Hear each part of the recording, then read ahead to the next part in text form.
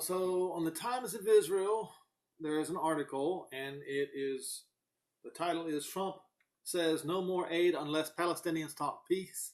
Jerusalem is off the table. So he doubles down on his statement that Jerusalem is off the table.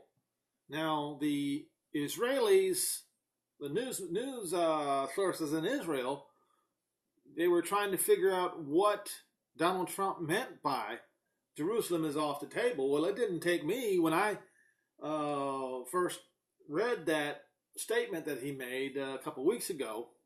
I believe it was a couple of weeks ago, that Jerusalem was off the table. It means Jerusalem is off the table. In other words, it's not for discussion anymore. Okay. Now, before I get started on this, just a reminder, what am I wearing? I am wearing the yellow clothing of shame and the yellow star that the Christians forced the Jews to wear while they were pillaging, raping, slaughtering, and burning the Jews at the stake. And they did it in the name of Jesus, or son of Zeus.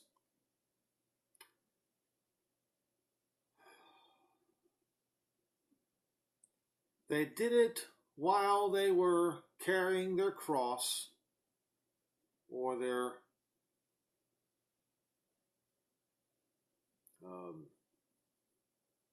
tall, not starro, but tall. And they were raping and pillaging each other as well. And they did so throughout, from Constantine all the way through the Holocaust. And I wear this on my videos in honor of those who died at the hands of the cross bearers, because the slain are the children of Abel, so to speak, and the murderers are the children of Cain, the children of the devil himself. So, I will continue. Sitting next to Netanyahu in Davos, U.S. President says Israel wants to make peace. Palestinians disrespected U.S. in refusing to meet with Vice President Mike Pence. In a freewheeling press availability on Thursday, U.S. President Donald Trump said the U.S. would no longer transfer monetary aid to the Palestinians unless they entered peace negotiations with Israel, and excoriated the Palestinian leadership's reaction to his decision last month to recognize Jerusalem as Israel's capital. That money is not going to them unless they sit down and negotiate peace, because I can tell you that Israel wants to make peace, and they're going to have to want to make peace too. The Palestinians are going to have to want to make peace too, or we're going to have nothing to do with it any longer. So basically, in this presser in Davos, Switzerland, yesterday, Donald Trump, the President of the United States, has thrown the gauntlet down, has given the Palestinians a final ultimatum. Now, as I continue reading this, there is a catch in this whole thing that many have not heard about yet, and I will talk about it in just a few minutes. Sitting alongside Prime Minister Benjamin Netanyahu before their bilateral meeting at the World Economic Forum in Davos, Switzerland, Trump called Palestinian Authority officials' unwillingness to meet with administration officials, including U.S. Vice President Mike Pence, during his visit in the region last week, disrespectful. PA President Mahmoud Abbas also recently sought to have European powers replace the United States as the primary mediator in the Middle East peace talks.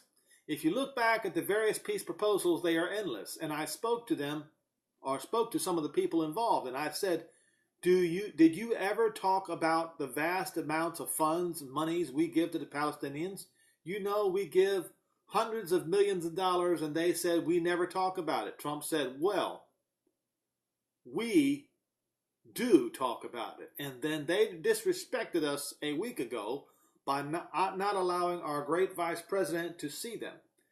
And we give them hundreds of millions of dollars in aid and support, tremendous numbers that nobody understands. That money is on the table. In other words, it's a negotiating tool.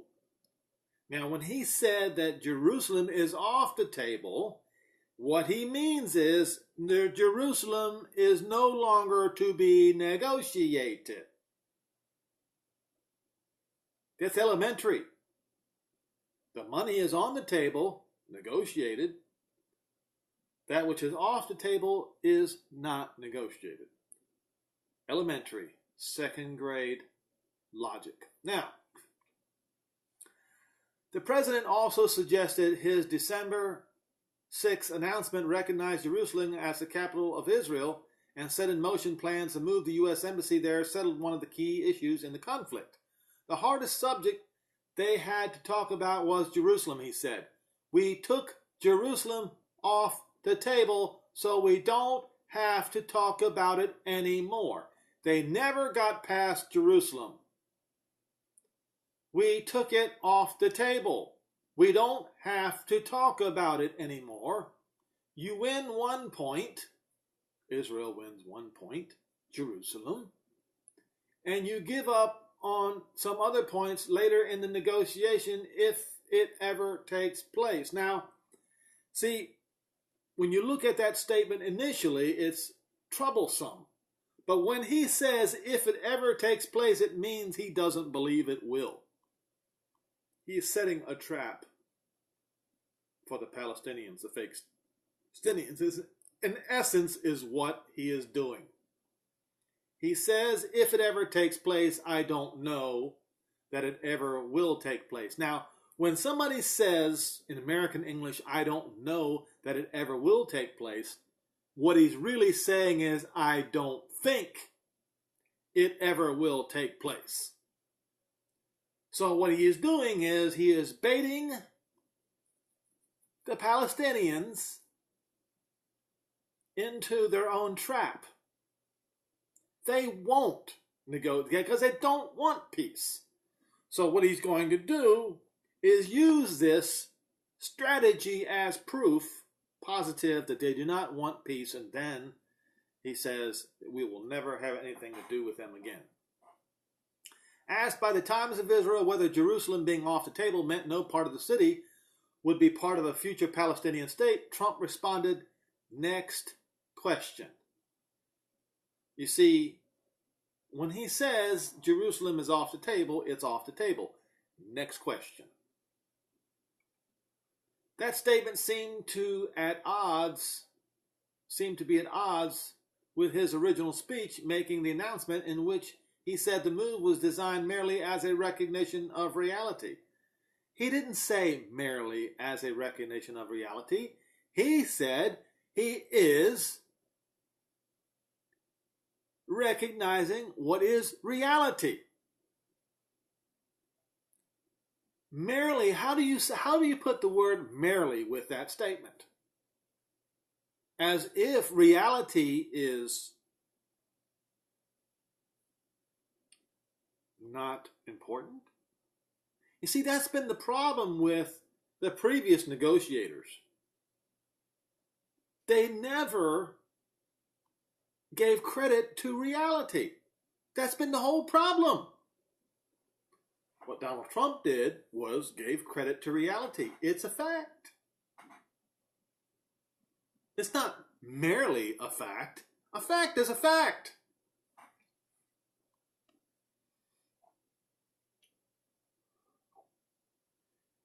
So that statement seemed to be at odds with his original speech making the announcement, in which he said the move was designed merely as a recognition of reality and not an attempt to prejudice the way the Jerusalem issue is ultimately resolved between Israeli and Palestinian negotiators. Now keep in mind the fact that Israel has just passed a law in Parliament requiring what was it? Is it 80% of the Knesset approval before they will give up 1 inch of land of Jerusalem? You see, you have to factor that in. We are not taking a position on the final status issues, including the specific boundaries of Israeli sovereignty in Jerusalem. So, Donald Trump, once again, we're not going there.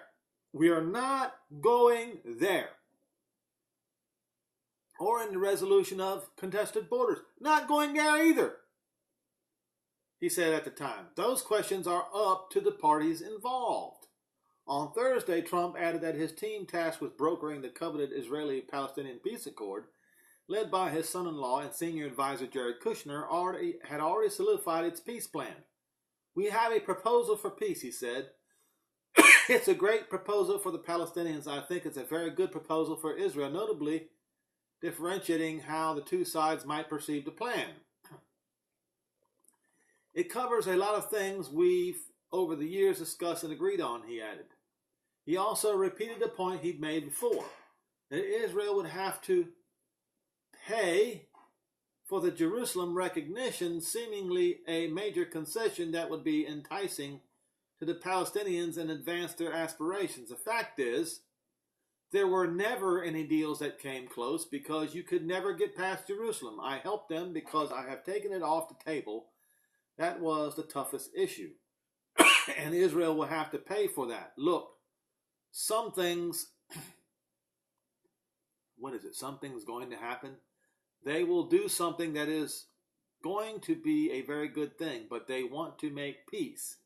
And I hope the Palestinians want to make peace. And if they do, everybody's going to be happy in the end, he added. Once again, I'm telling you, this is a trap for the Fakestinian warlord. And I will talk about something that John Kerry said in just a minute. The president closed by expressing hope he could get the two sides to reconcile, ending over 100 years of conflict and violence. If that did happen, he said, the glory would rest on his own shoulders. In many years of killing people, it's many years of killing each other, he added, of the Palestinians. They had to be tired and disgusted of it. I think eventually very sound minds, I hope sound minds, are going to prevail, and it would be a very great achievement of mine. All right. So, that statement being said, let me show you something about what John Kerry did.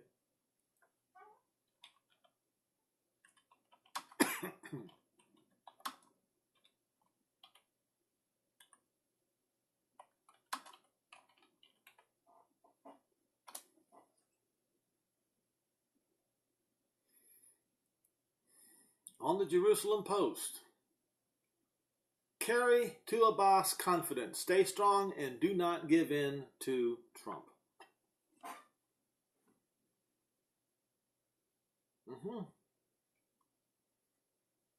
The former U.S. Secretary of State also surprised his interlocutor by saying he was seriously considering running for president in 2020.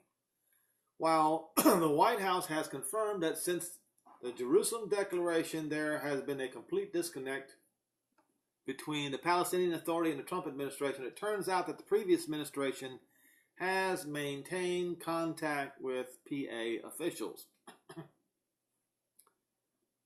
Ma'ariv reported that former U.S. Secretary of State John Kerry met in London with a close associate of PA President Mahmoud Abbas, Hussein Agha, for a long and open conversation about a variety of topics. Agha apparently reported details about the conversation to senior PA officials in Ramallah. A CAPA official confirmed to Ma'ariv that the meeting took place. Agha is one of Abbas's closest associates and one of the veteran peacemakers with Israel. He conducted the London Track secret negotiations held from 2010 to 2013 between the emissaries of Prime Minister Benjamin Netanyahu, attorney Yitzhak Molko, and Brigadier General Mike Herzog under the supervision of the presence of Dennis Ross. Basically, what he points out here is, according to Kerry, Trump will not remain in office for a long time. Or during the conversation, according to the report, Kerry asked Agha to convey a message to Abbas and ask him to hold on and be strong. Tell him that he should stay strong in his spirit and play for time, that he will not break and will not yield to President Donald Trump's demands. So, of course, Abbas is going to refuse. He is going to reject Donald Trump's peace plan. And John Kerry does not know how long Donald Trump will be president any more than I know. I don't know. He could be president for 8 years for all I know. And the very same thing with John Kerry. So, for PA President Mahmoud Abbas to listen to the advice of John Kerry, I believe, is Jehovah hardening the heart of the Fakestinians, so that he may bring judgment upon them, as written in Isaiah 34. Better read it. Because that day is coming, and there's nothing that's going to stop it. So,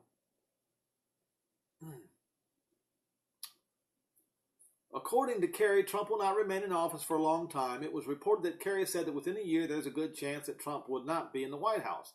Kerry offered his help to the Palestinians in an effort to advance the peace process and recommended that Abbas present his own peace plan. Maybe it is time for the Palestinians to define their peace principles and present a positive plan, Kerry suggested. Well, apparently John Kerry doesn't realize that the Fakestinians don't want peace. He promised to use all his contacts and all his abilities to get support for such a plan. He asked Abbas through Agha not to attack the U.S. or the Trump administration, but to concentrate on personal attacks on Trump himself, whom Kerry says is solely and directly responsible for the situation. So John Kerry is telling Abbas's advisor that Abbas needs to verbally attack Trump himself.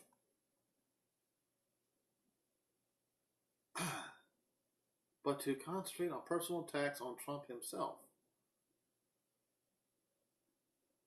This article, I'm not sure how well it's written here. But anyway, according to the report, when referring to the president, Kerry used highly derogatory terms. Kerry offered to help create an alternative peace initiative and promised to help garner international support from Europeans, Arab states, and now we know where this is going. So, Senator John Kerry wants to live in an alternate universe. He wants to interject himself as if he were still Secretary of State and undermine the Jerusalem statement that Donald Trump made and gather the Europeans against the United States. This is tantamount to treason, because what's going to happen is there will be a war. And the Europeans will be on one side, among other nations, and the United States and Israel will be on the other side. And the Benedict Arnolds that are among us will be treated as such.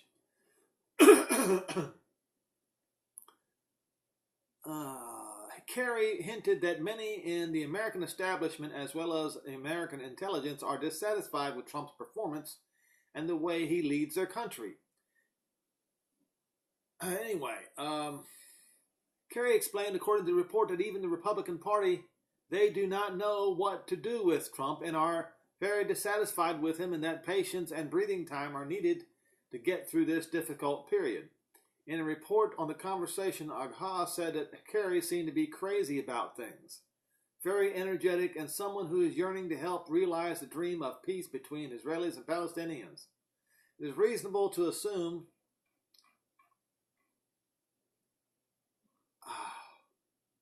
that the Netanyahu government will use the details of this conversation to claim that Kerry is obsessed and messianic and pro-Palestinian.